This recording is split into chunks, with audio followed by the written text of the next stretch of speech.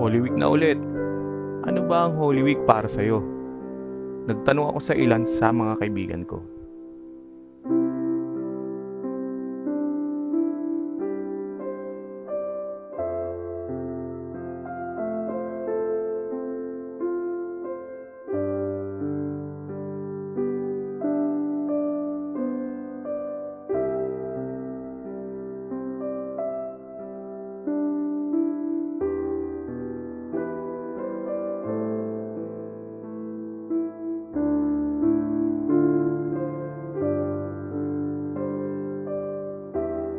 Habang hinihintay ko yung sagot nila, pag-usapan muna natin ang mga araw at aral ng Holy Week. Hello everyone! Magandang gabi sa inyo lahat o magandang araw or kung anong oras nyo man pinapanood tong video na to. Kamusta kayo? Matagal-tagal na rin tayong hindi nakakapagkwentuhan. Kaya ngayong araw na to or ngayong gabi na to, meron ako ikikwento sa inyo. Maigsi lang naman, napakaigsing kwento lang naman, no? At saka malamang, ikikwento ko sa inyo ngayong gabi, malamang hindi na bago to sa inyo. Ito yung story ng Holy Week. I-share ko lang sa inyo ngayong gabi yung kwento ng Semana Santa. Yung storya ng mga importante nangyari ng bawat araw ng Holy Week. Alam ko nga, sabi ko nga kanina, hindi na bago sa inyo yung kwento ng Holy Week. Sa katunayan, yan nga yung kino-commemorate natin ngayon. Actually, ginawa ko tong video na to as a way for me to reflect this Holy Week. Isang paraan para makapag-reflect ako, no? Yung pag-reflect na yun is through sharing. 1 year and 3 months na since my stroke nangyari. Marami ng improvement na nangyari sa akin. Pangalawang Holy Week ko na to na kino-commemorate ko na ganito ang aking kondisyon. At paulit-ulit ko sinasabi na ako ay laging blessed at nagpapasalamat and very grateful kay God na andito ko sa inyo na nagkikwento, di ba? Yan. So, sige tara. Simulan natin yung kwentuhan. So, ang pagko-commemorate natin ng Holy Week ay nagsisimula sa Palm Sunday, di ba? Sisimba tayo, palaspas, yan sa Tagalog, palaspas, no? Palm Sunday. Siyempre, alam nyo na yung kwento ng Palm Sunday. Ito yung pagko-commemorate ng pagpasok ni Jesus Christ sa capital ng Israel, sa Jerusalem. Alam nyo ba na before nangyari ito, 3 taon or 3 years na palang nagtiteach si Jesus Christ about the kingdom of God and His identity na siya ang Messiah or the Savior. Tagal na, no? 3 years na pala, no? Ganun, no? 3 years pala siyang ginawa niya pala yun, no? So, kaya nung naramdaman niya na kailangan ko nang i-announce to sa mga tao, i-formalize ko na, parang ganun ang na-explain, i-formalize ko na itong aking identity as the Messiah, no? Gagawin ko ito sa capital ng Israel, sa Jerusalem. Kaya, pumunta siya sa Jerusalem. At nung nabalitaan ng mga tao na dadating si Jesus Christ sa Jerusalem, ang ginawa nila, sinalubong nila ito with a symbol of victory ng mga panahon na yon. At ang simbolo ng victory ng mga panahon na yun ay pagsasalubong sa mga yung sa mga, kasi usually, yung pag nanggaling ka sa war ng mga panahon na yun, war or something, no? Pagbalik ninyo doon sa kingdom ninyo, sinasalubong kayo ng mga tao with palm branches and palm leaves. Yan, yung mga dahon ng palm. So, ginawa ng mga taong yun, pagdating Jesus Christ, naglatag sila ng mga leaves ng palm sa dadaanan ni Jesus Christ. And then, nagwagayway sila ng mga palm. Pero unlike ng mga kings at saka mga warriors na bumabalik galing sa battle sa kanilang kingdom, kakaiba pa rin si Jesus Christ. So, dito pa lang makikita nyo na yung napaka-importanting kwento or lesson pala, napaka-importanting lesson ng pagdating ni Jesus Christ na to. Ito yung makikita mo yung pagiging humble ni Jesus Christ, di ba? Na alam niya, ina-announce niya yung sarili niya as the Savior, pero hindi siya dumating sa Israel na sakay-sakay ng magarang kabayo, diba? Tsaka yung may mga kasama pa, yung parang may entourage, diba? Pero dumating siya sakay-sakay ng isang donkey na kung saan yung inuupuan niya, yung sinasampahan niya, di ba pag sumakay ka ng donkey or kabayo, di ba? Meron kang sinasampahan, saddle, parang saddle. Yung saddle na ginamit niya nung sumakay siya sa donkey, galing pa sa mga cloth ng kanyang mga disciple. O, di ba? Makikita nyo kung gaano ka-humble yung ating King na si Jesus Christ. Doon nagsisimula ang commemoration ng Holy Week. So ngayon, punta naman tayo sa Holy Monday, the day after Palm Sunday. Ano bang nangyari ng araw na yon, mga panahon na yon? Siguro ganito lang, may 50 na lang siguro. No? Kasi marami din naman nangyari doon. Pero ang pinaka-importanting nangyari doon is, nung gabi ng Palm Sunday na dumating siya, nag-spend siya ng night out of town. Lumabas siya ng Jerusalem. At doon siya nag-spend ng night. And nung morning, bumalik siya sa loob ng Jerusalem. Pagbalik niya, dumiretso siya sa temple. Kaso nga lang, medyo na-disappoint si Jesus noon pagdating niya sa temple. Kasi, meron siyang nakita na medyo hindi niya nagustuhan. Pagdating niya sa temple, nakita niya na maraming nagbebenta, maraming namimili, may mga money changers, may mga nagbebenta pa ng pigeon, yung kalapati ba? Noong mga panahon na yon. Kaya na-disappoint siya. Kaya ang ginawa niya, nung nakita niya, dinrive out niya yung mga nagbebentang tao na yun, tsaka yung mga namimili. Tapos, in-overturn niya yung mga table ng mga money changers at saka yung mga nagbebenta ng kalapati. Yun. Ang sabi niya nun, "This is my house, and my house shall be called a house of prayer." Yun. Yun ang sabi ni Jesus Christ noon, no? And ito rin yung araw na nakita niya yung mga blind na tao, may nakita siyang blind na tao and lame, no? And he came to them in the temple at doon ang ginawa niya ay hinil niya yung bulag. Yan. So sa akin, napaka gandang kwento nun kasi katulad sa kondisyon ko ngayon, di ba? This is my only prayer lagi since nangyari sa akin yung stroke ko. I'm always praying for healing. Kaya, this Holy Week is also a prayer of healing para sa akin. Siyempre. Kaya yan yung isang magandang kwento na gusto kong i-share sa inyo noong nangyari, noong Holy Monday. Holy Tuesday naman. Ano ba nangyari noong Holy Tuesday?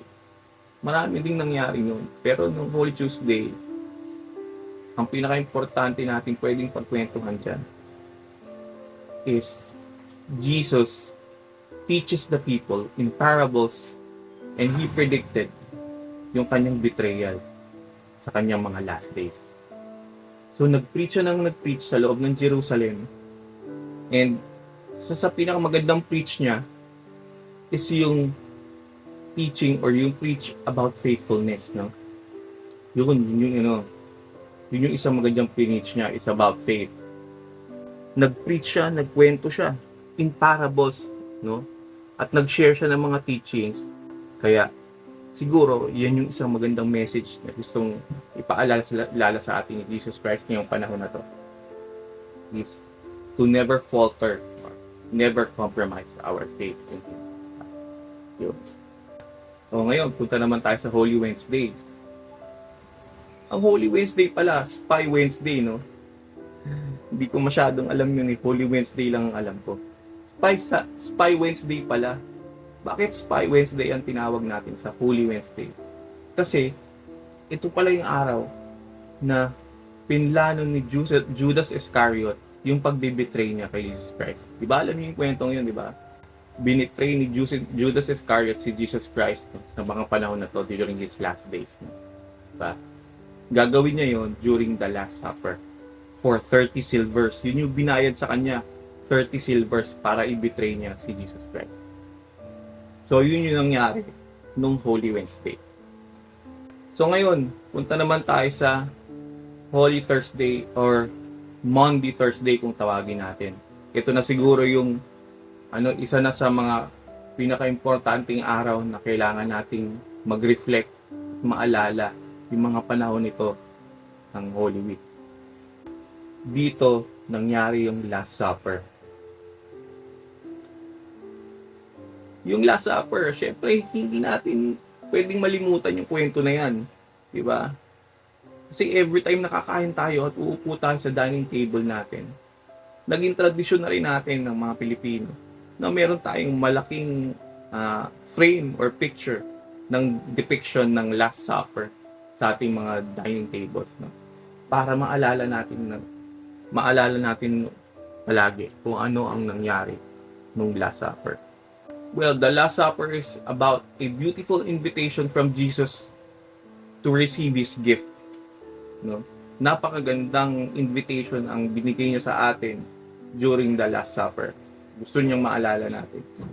Yun yung gift ng buhay, the gift of life. At during the Last Supper, kaya sila nag-Last Supper kasi sinicelebrate nila yung Passover. Alam niyo yung story ng Passover, di ba? Yung Passover was the time when Israel was freed, di ba? Na-free nila yung Israel. Kaya siya tinawag na Passover. Kasi exactly that night, ang kino-commemorate nila is yung pagdaan ng angel of death. No? Yung pagdaan ng angel of death doon sa mga bahay na nilagyan ng blood sa pinto, diba? Ng sign ng blood sa pinto. So yun, kaya tinawag na Passover kasi yung angel will pass over the houses. So yun. At ano ba talaga ang pwede nating maalala dito sa Last Supper na to? Ang sa tingin ko pinaka-importanting dapat nating maalala dyan sa Last Supper na yun is nangyari yung Last Supper na yun because this is the gathering of Jesus and His disciples doon sa bahay na yun.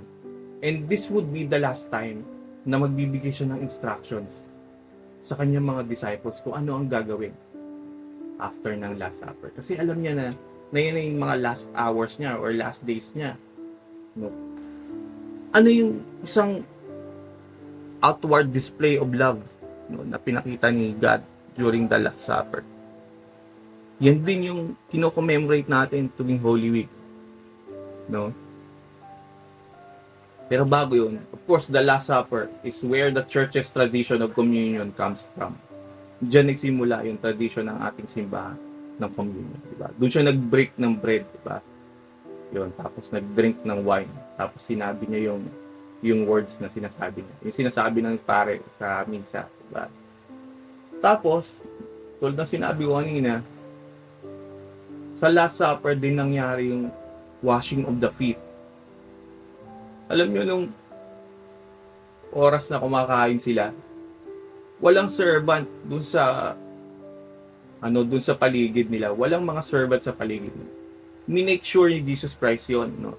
Na yung napili niyang kwarto kung saan nila gaganapin yung Last Supper is very private. Kasi gusto niya maging private at intimate ito. Parang gano'n, private and intimate. Dahil nga, this is the last time na makakasama niya yung kanyang mga disciples. At dito siya nagbigay ng kanyang last instructions. And one way na dinisplay niya ang kanyang pagmamahal sa kanyang mga disciples is through the washing of the feet. Napaka-important sa atin na maalala natin yan. Kasi noong mga panahon na yun, yung paghugas ng paa noong mga panahon na yun sa Jerusalem, servants lang gumagawa. No? Kaya nga noong mga oras na yun nahihiya pa sila yung mga disciples, nahihiya sila. Ayaw nilang pumayag na huhugasan yung paa nila ni Jesus Christ. Kasi servant lang gumagawa. Pero si Jesus kasi, even though He announced Himself as the Messiah or the Savior or the King, no? Diyan niya pa rin pinakita yung pagiging humble niya. Hinugasan pa rin niya yung mga paa ng kanyang mga disciples. Kaya that is one very, very important thing that we should remember at kapulutan ng aral. Is yung pagiging humble. Sa ating community, lalo-lalo na sa CFC, yung mga brothers and sisters ko dyan sa CFC, that is one very important thing that we should remember, no? Na tayo as members of Couples for Christ will always be a servant. Kaya nakakatuwa sa natin, sa community natin. Kasi kahit yung mga leaders natin sa community, they are always servants, no? Yun. Kaya, ito yung isa talaga nating napakagandang maalala. pagdating ng Monday, Thursday. At alam natin na lumalapit na yung araw ng pagkamatay ni Jesus Christ. And yun na yung susunod na ikikwento natin sa inyo. Good Friday na. No? At alam naman natin na ang Good Friday ay ang araw na kinrucify si Jesus Christ. Yung crucifixion ni Jesus Christ, that is the cornerstone of the Christian faith. No? At lahat ng scriptures sa ating Bible, diyan nagli-lead up. No? Diyan yung patungo dun sa moment na yun sa history ng lahat ng tao. Yan. At yung araw na yan, hindi natin malilimutan na yan yung araw na sinacrifice ni Jesus Christ, the Son of God, ang kanyang buhay para sa ating lahat. No? Jesus Christ, the Son of God, gave His life in order to defeat the deadly consequence of sin. At sa pinakamasakit na paraan na mamatay ka, no? Which is ng mga panahon na yon, crucifixion, no, is a sentence of death. At ang crucifixion nun is ginamitan ng malalaking nails, di ba?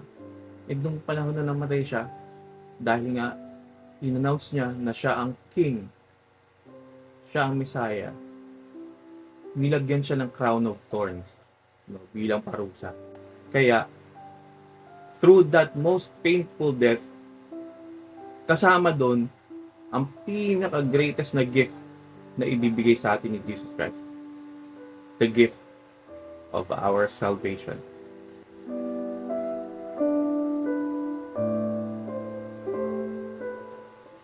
At yun lang siguro ang pwede kong maikwento sa inyo about Good Friday this whole week.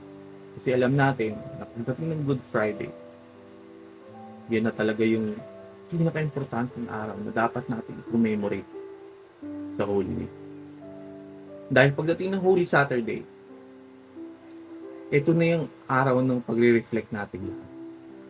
This is a day of reflection and a day of waiting.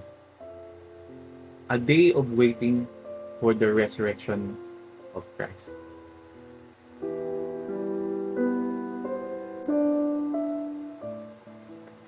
At dadating ang Easter Sunday na siyang magpo-close ng Holy Week na sineselebrate natin. At alam natin na ang Easter Sunday celebrates the resurrection of Jesus Christ from the dead. Kaya dyan nag-e-end ang ating Holy Week, no? Maiksing kwento lang, di ba?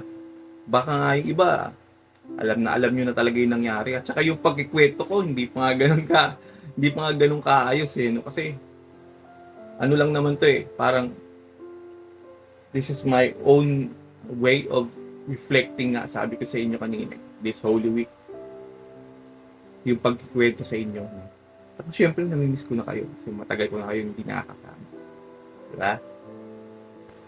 So sana, this Holy Week, maalala natin lahat ng kwento na nangyari kay Jesus Christ during His last days. Teka, nga palang mga tinanong ko kanina, sumagot na.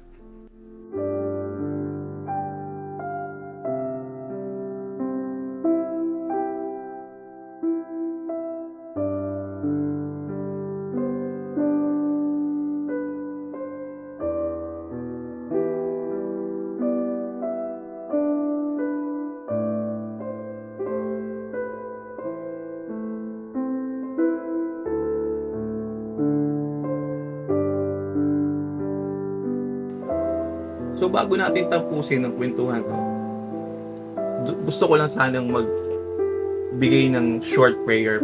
So, kung nasaan ka man, kung anong oras mo ngayon, sana tumigil ka muna, umupo ka muna, and let's pray together. Huh? Okay, let's go. Heavenly Father, today we pray for the right thinking as we focus our hearts on the passion of Christ. Lord, help us not grow complacent or compromise our faith, but to grow more steadfast in your truth. Gracious God, as Jesus clearly shared, the two greatest commandments are to love you with all our heart, mind, and soul, and strength, and to love others as ourselves. Please, Lord, sana ay i-remind nyo kami na these commandments today are the blueprint of our lives. Please help us, Lord God, to be generous in our offerings. Help us release our tight grip on earthly treasures and store up treasures in heaven. Lord, as we remember your last meal, as you gather with your disciples, you broke bread with them and instituted the first communion. Help us set aside a quiet moment today to remember your body and blood that was given for us. Lord God, you died in our place. And your blood was sacrificed for our atonement. As we wait in quiet stillness for the glorious day, when people all over the world celebrate your resurrection, let us never forget the victory you accomplished over sin and death. As we celebrate with our families, church congregations, communities, please remain, Lord God, in the center of our attention this holy week. All of this, we pray. Amen. Yun. So this holiday, this Holy Week sana, no? Let's reflect and be still. Magdasal tayo. Let's pray.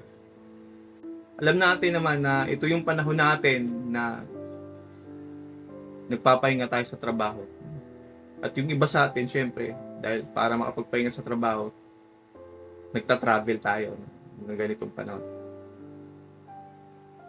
Let's make it a point that when we travel, let's make our travel meaningful. Meaningful in a way na yung travel natin ay pwede tayong mag-spread ng love. Kasi para maalala natin yung greatest commandment na binigay sa atin ni God, diba? To love one another. Show kindness. Be kind to one another nga, sabi nila, diba? And be patient. Ako, sa akin yan, yung prayer talaga is patience. And of course, let us not forget to be humble. And show love. Yeah. So friends and everyone, brothers and sisters, CFC, kung nakikinig kayo, maraming salamat at sinamahan niyo ako ngayon dito sa aking video. Thank you very much. And I'll see you soon.